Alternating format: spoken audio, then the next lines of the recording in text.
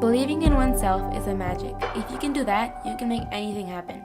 Well, I think that students in 2017 have little to no magic at all, mainly because they are too afraid of what others will think. We are greatly influenced by society, media, and most of all, our peers. A real woman does not have to throw dirt on other women just to feel more secure and better about herself. We're so put down by what others will think that we agree to change who we are and act fake just so we can fit in. Walking through the halls at school, you hear all sorts of mean names being called out by friends. Many girls already have body image issues because of social media. So why do we need to further push each other down? Why can't we pick each other up? Personally, I've always felt like no words needed to be said out loud, but I just knew that it was the main topic of the most popular girl group behind me. School isn't exactly the easiest place to be, especially when there's a group of girls making me feel insecure. They're all wearing the same clothes and shoes. I can't always afford the newest weekly trends, and some of my friends can't either. School would be so much easier if half of my brain wasn't trying to block out all the shade thrown at me because of the shade of my shoes, and the other half was being insecure because I didn't have those things. But in the end, why can't we all be unique and wear whatever we want? Beauty isn't about having a pretty face. It's about having a pretty mind, a pretty heart, and a pretty soul. Girls shouldn't have to wake up super early just to meet people's standards. We should be able to wake up whenever we want and dress however we like, and not be judged for it. Instead of sheepishly walking to school or through the halls, we should all have our heads held up high and be confident in who we are inside and out. We are lucky to be someone's daughter, sister, or friend, and that we have someone out there who cares about us. Sticking together is the first step towards this mission. When you see a girl sitting alone at lunch, go up to her and say hi. Maybe you'll click instantly and become best friends, or maybe you won't. But at least you didn't miss the chance. When you see a girl that isn't wearing the latest fashion trends, don't gossip about her behind her back. Behind every face, there's a story. And maybe if you got to know her, you would learn her story. So the next time us girls walk into a classroom, let's show off our pure and beautiful smiles to brighten up the room and encourage all the other girls to do the same. From tomorrow, let's start with a new mindset, a new pattern of thoughts, a new wave of connection to the world, and a new belief system in ourselves. Let's break this invisible glass between us all and make the most of our teenage years.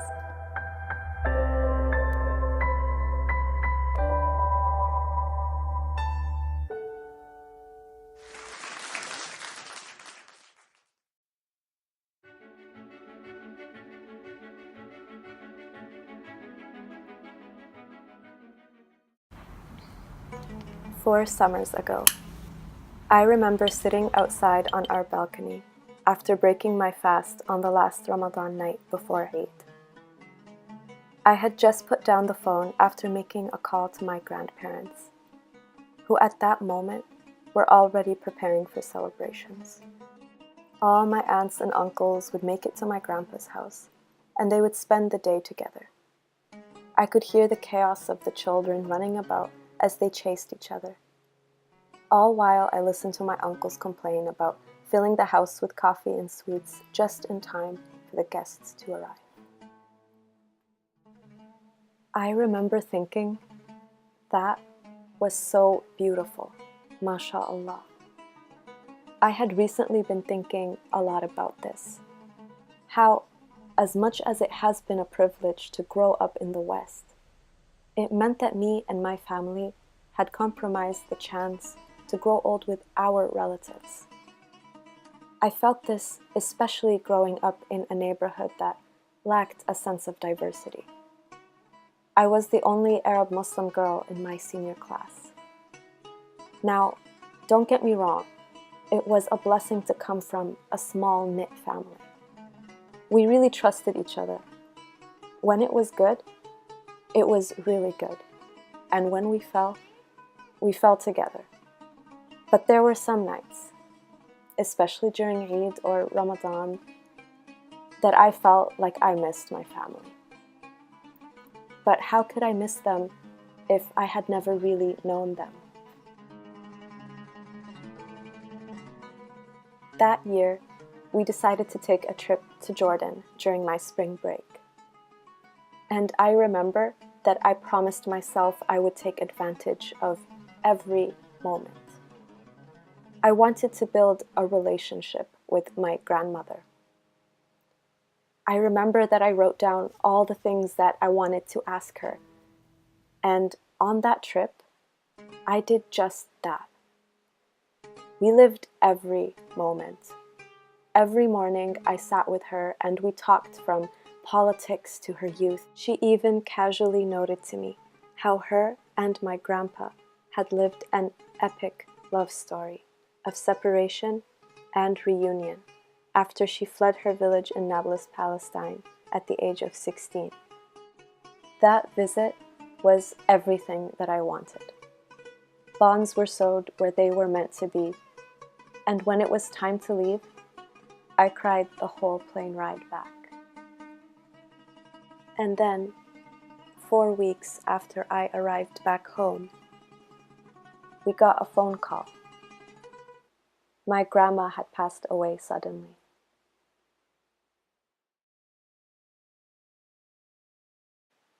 The reality of that permanent loss became apparent to me.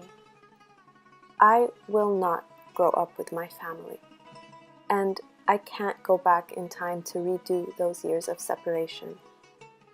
And so the feelings of isolation continued. My heart was in the east, and my physical body was in the west. Not long after I came back, I found some words I scribbled on a piece of paper while I was there that read, "Back home, I'm a tourist in my own streets. And at home, I'm an immigrant, overcoming the feat called the American dream." I realized that deep down, I knew the answer all along. I am who I am for a reason. I am here for a reason, and I know that I can do good with it. In my front lawn, there's a jasmine vine that intertwines with its friend, the maple tree, with a beautiful embrace between two countries. A reminder to me that I can utilize the privilege of my education and the experience with diversity to help address the issues that separated our families in the first place. In the words of Khalil Gibran, the universe is my country and the human family is my tribe.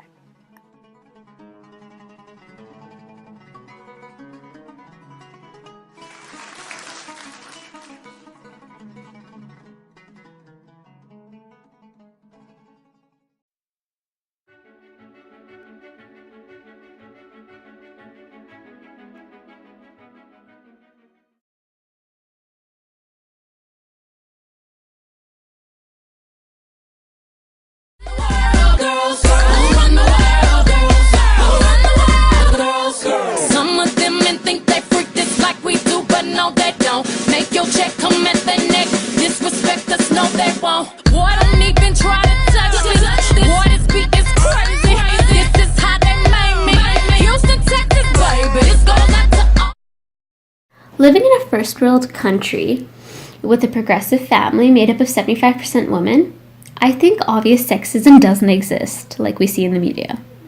But when I have a closer look at what I hear every day and see the internalized sexism I have come to ignore because I have normalized it so much, my experiences with sexism are such small events that they may seem like nothing, but in actuality it is a way to see how the world treats me different just based on my sex. Ways sexism affects me in small ways is where I don't even notice it as being sexist. Like at school, when I'm answering a question and getting cut off by a male classmate and not bothering to try and start answering again. It is a small thing that happens, and it is not the boy's fault that it happens.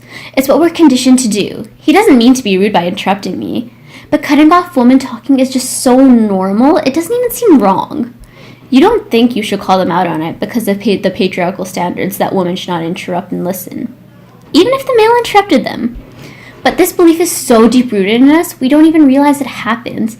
And it is a big deal because it silences us from speaking our mind. But why do we let this happen? And why does it keep happening? It is because we are too comfortable to change it. We are comfortable with staying silent so we can have something mansplained to us. It's because we don't want men to see us as rude or obnoxious, because we hold men's opinions of us so much higher than opinions of ourselves. With internalized sexism, it seems so prominent we forget it's there.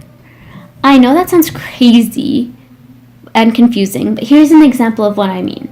When I go to the washroom, I always ask a friend to come with me. And usually a whole group of girls will go. But only just a few months ago did I realize that we don't do it just for the company or to do our makeup. It is something we were taught generation by generation that big groups avoid people from attacking us girls. This thing of going to the bathroom in a group has been made fun of a million times, whether in TV or in internet virals. But once we learn the true reason of why I always ask my friends to come to the washroom with me, we see it as more of a serious reason than just talking with them, like I said, or doing our makeup. These seem like harmless jokes. Even I make jokes like these. But these jokes support a system of attacking women without even knowing it. Internalized sexism is also how we act, how we feel it is our job as women to do this, the serving, the cooking, and the cleaning. It's nobody's fault that we do this. But when guests come over, me and all the rest of us women will get up and go in the kitchen. It is now just a natural habit for us because of the deep-rooted belief that women are supposed to be in the kitchen. The belief that started many years before. It isn't the men of now's fault that it happens. It is the patriarchal values that were set in, as I said before, many years ago. I know some of my examples seem like small issues, and it seems like I'm whining, but these things have such a big impact on us without even noticing, like not using our voice by being cut off. A way we can make a small change with this is by not letting our voices being silenced and instead saying, "Excuse me, I wasn't finished." It's a small thing it seems like a small thing to change, but once people will start to realize, "Oh, I didn't mean to interrupt." And as for the rest, we can raise the new generation with respect and equality for all genders, where this internalized sexism won't even exist in the next 20 years.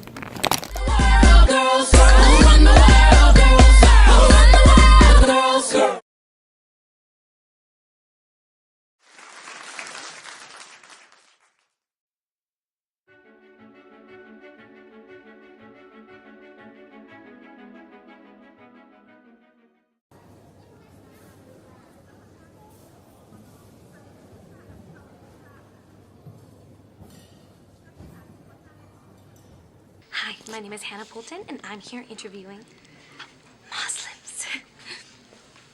Here's one now. Hi, do you speak Muslim? Is your name Aladdin? Do you eat only halal meat? Is my mom gonna see this?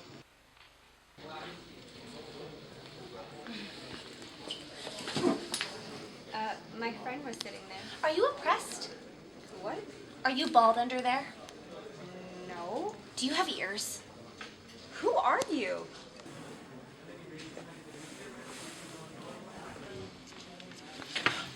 Hannah, what are you doing?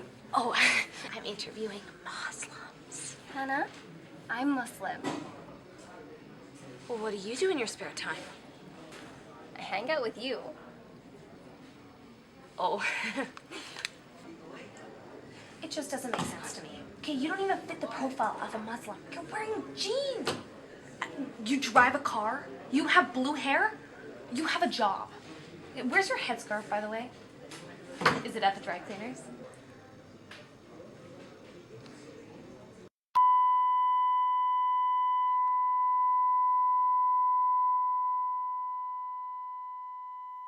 If I had a nickel for each time a person looked confused or didn't believe me when I said that I am Muslim, well, I would have a whole lot of nickels. This really made me dig a little deeper to find out, who am I? Of course, I got sidetracked and ended up getting hungry, but a girl's gotta eat.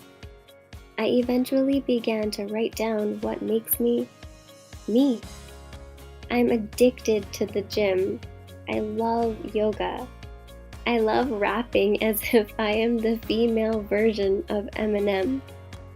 I love burning rotis while trying to help my mom cook. I love talking to my dad about philosophies on whether the inside of the earth is hollow or not, or if that really was a UFO we saw last month. After reflecting on each aspect of my life, I finally came to a conclusion. Allah has blessed me with so many privileges and opportunities. Being Muslim does not only mean praying 5 times a day and fasting for all 30 days during Ramadan. There is so much more to it, and every aspect is beautiful. If I miss a prayer, is that supposed to mean that I am no longer a Muslim? No. If I accidentally eat something while fasting, will I be thrown out of the masjid? No. If I don't wear a hijab, does that make me any less of a Muslim? No. Islam is something that is in your heart. It's about where your deen is. Just because we present ourselves in a different way does not make us any less. Being Muslim is my identity and everything I aspire to be. In my eyes, being Muslim is about being a good person. At the end of the day, if anyone were to ask me who I am or what I do, my answer will always remain the same. I am Muslim.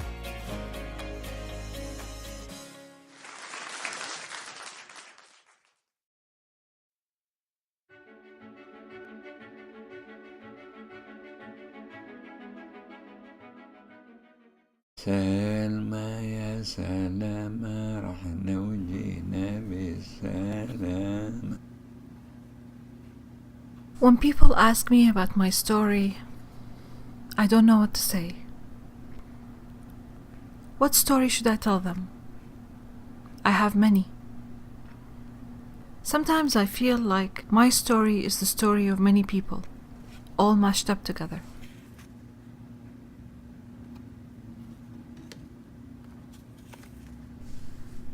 But today, I'm going to tell you one. The story of the lifeline of all my other stories. This is Selma, a strong, feisty woman, and my mom.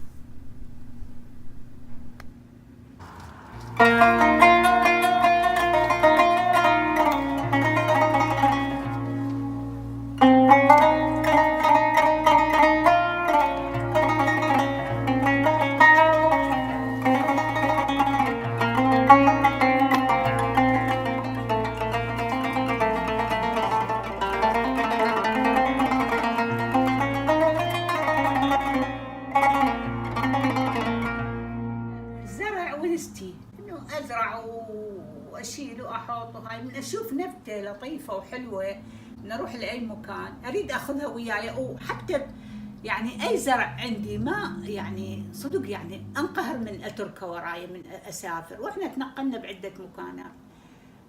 فاحنا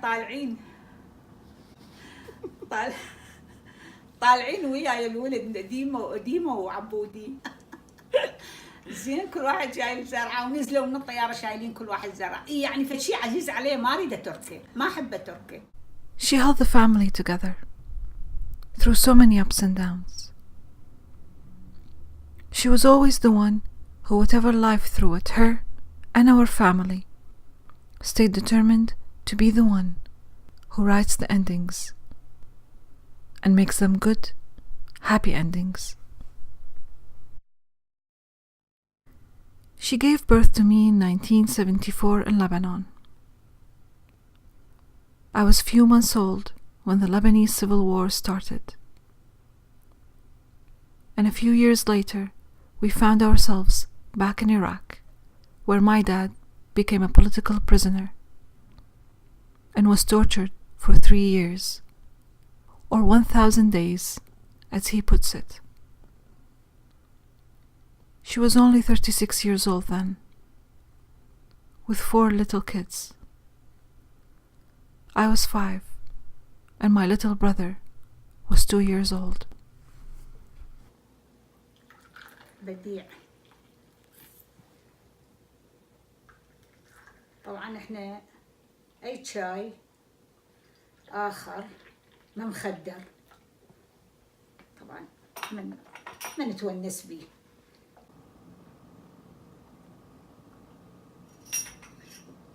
ريحة الهيل بالخشب. المنطقة اللي احنا ساكنين بيها بعيدة عن المنطقة اللي بدنا نبني بيها البيت.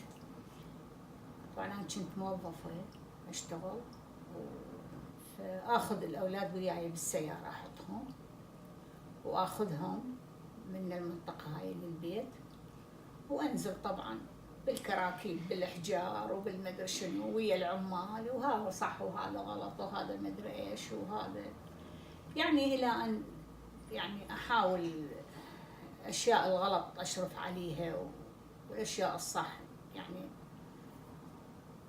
يعني أحاول الأشياء أرتب كل شيء يكون صح بالبناء لأنه وحدي وماكو أحد وياي فما أريد يطلع شيء غلط. My dad came back with lots of physical and emotional scars.